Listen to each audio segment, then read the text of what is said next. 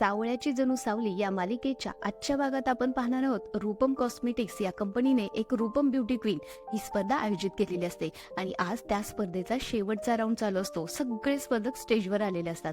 आता त्यातलेच एक एक कडून पुढे येतात आणि समोर बसलेले जज त्यांना प्रश्न विचारतात.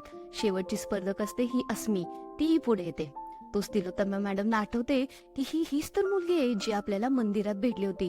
एका बाईची तिने मदत पण केली होती आणि माझ्या मनात सारंगसाठी हीच तर मुलगी आहे. त्या तिच्याकडे बघतच राहतात. तर चंद्रकांतला आठवते की रस्त्यावर हीच मुलगी मला भेटली होती आणि तिने आपली मदत केली होती. ती हीच आहे. ते दोघे तिच्याकडेच बघत राहतात.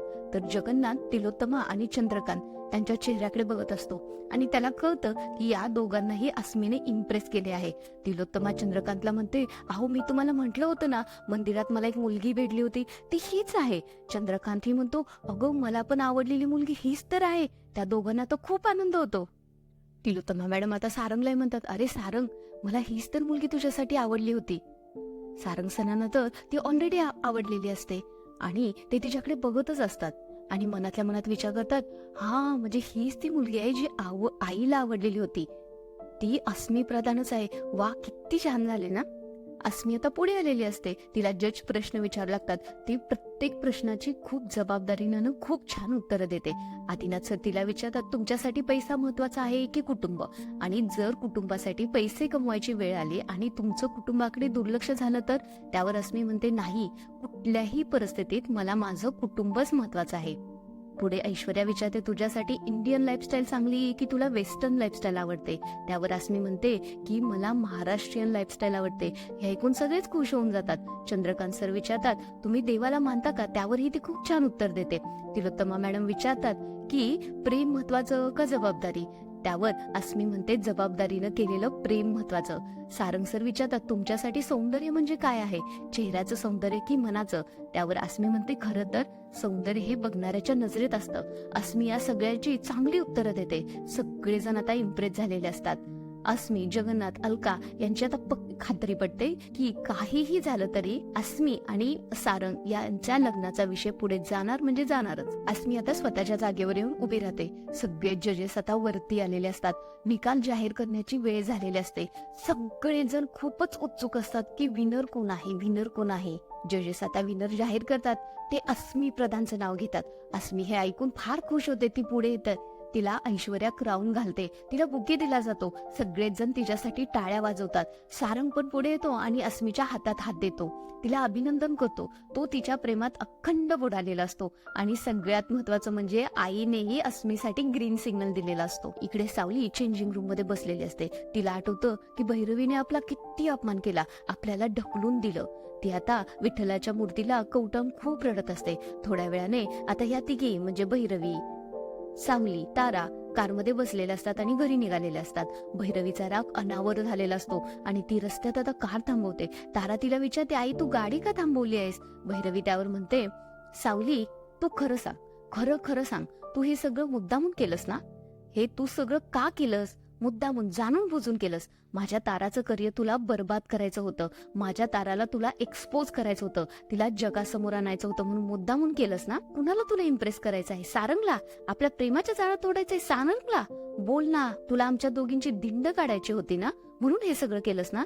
तुझ्या डोक्यात नेमकं काय चालू आहे? बोल ना. पैसा, प्रतिष्ठा का सारंग? काय हवंय तुला? बोल पहिल्यांदा. तुला माझ्या ताराचं करिअर बर्बाद करायचंय ना? बोल सावली. सावली म्हणते, नाही माई, तसं काही नाही, माझं ऐकून तरी घ्या.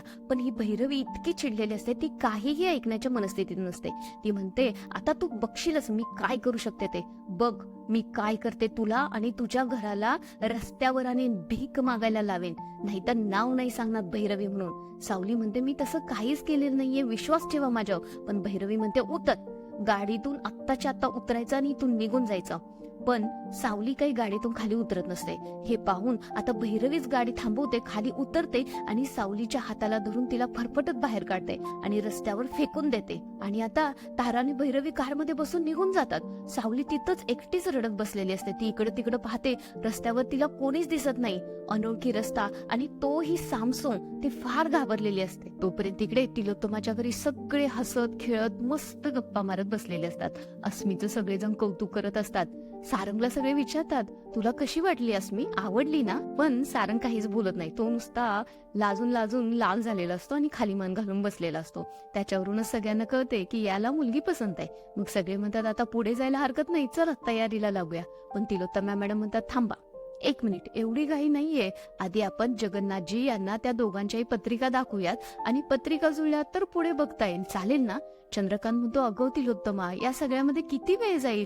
पण तिलोत्तमा मॅडम म्हणतात, यासाठी वेळ लागला तरी चालेल, पण सगळं कसं व्यवस्थित व्हायला हवं. आपण एक काम करू, येत्या 2-3 दिवसात तिला घरी बोलावू, तिची माहिती काढू, तिला पारखून घेऊ. हिरा पारखतात ना, अगदी तसं व्यवस्थित सगळं व्हायला हवंय मला. आणि जर सगळं नीट असेल तरच सारंग आणि तिचं लग्न होईल. चालेल ना सारंग तुला?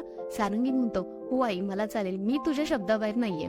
पुढे तिलोत्तमा मॅडम म्हणतात, एकदा का त्या दोघांचं लग्न झालं तर इतक्या वर्षापूर्वीपासूनचं माझं स्वप्न पूर्ण होईल. आपल्या घरात पाळणा हलेल.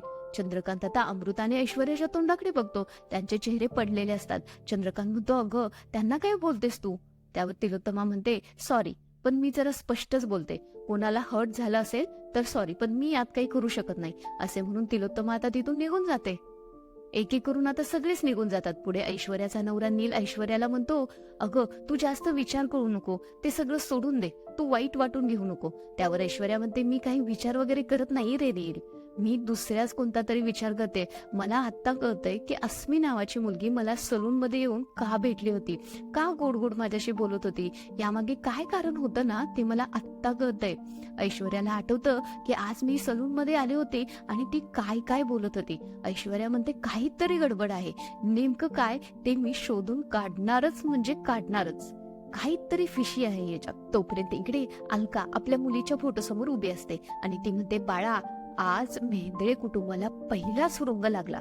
तो जगन्नाथजींना फोन येतो आणि पाहतात तर काय, तिलोत्तमा मॅडमचाच फोन आलेला असतो.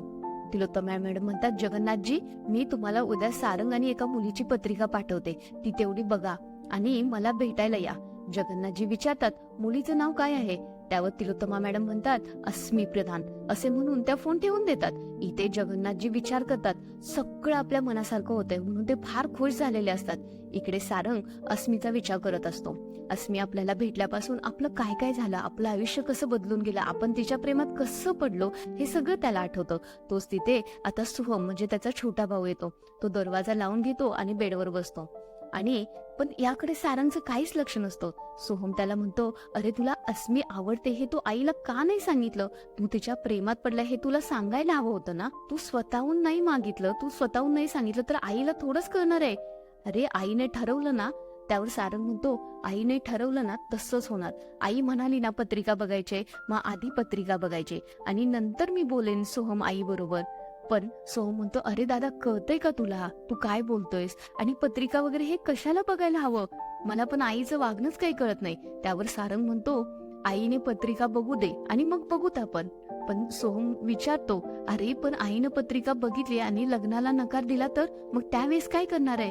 त्यावर सारंग म्हणतो, मग ठीक आहे, आपण तिथेच थांबूया आणि तू मला प्रॉमिस कर, ही गोष्ट तू कधीही कुणालाही सांगणार नाही. सोहम काही प्रॉमिस वगैरे द्यायला तयार नसतो, पण सारंग त्याला फोर्स करतो की तू आधी प्रॉमिस कर. त्यामुळे नाविलाजानं सोहमलाही प्रॉमिस करावं लागतं की ही गोष्ट मी कधीही कुणालाही सांगणार नाही. तोपर्यंत सावली एकटीच रस्त्याने जात असते, फार घाबरलेली असते. कुठे जायचं, कसं जायचं, आपलं घर कधी येईल याचाच ती विचार करत असते. तोच समोर तिला एक दारुडा माणूस दिसतो. तो तिच्याच दिशेने येत असतो. हे पाहून सावली आता फार घाबरते आणि ती बॅग मधून विठ्ठलाची मूर्ती काढते आणि विठ्ठलाचा धावा करते. ती म्हणते, हे विठ्ठला पांडुरंगा, मला वाचव, मला मार्ग दाखव. आणि तेवढ्यात एक चमत्कार होतो. पालखी घेऊन 4-5 जण तिकडून जात असतात.